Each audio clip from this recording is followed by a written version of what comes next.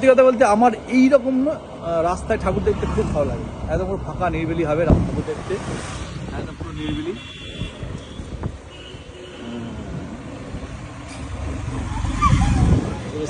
চিকন park, club চিকন park, একদম সাবেকিয়ানা, সাবেকিয়ানা ড্রেস এখানে মায়ের পোশাক।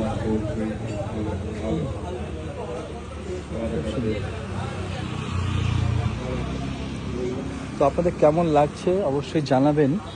এই যে সমস্ত কৃষ্ণগঞ্জের সমস্ত ঠাকুর আমরা পরিদর্শন করে দেখালাম, কোন ঠাকুরটা সব থেকে বেস্ট লেগেছে এখন অবধি অবশ্যই জানাবেন।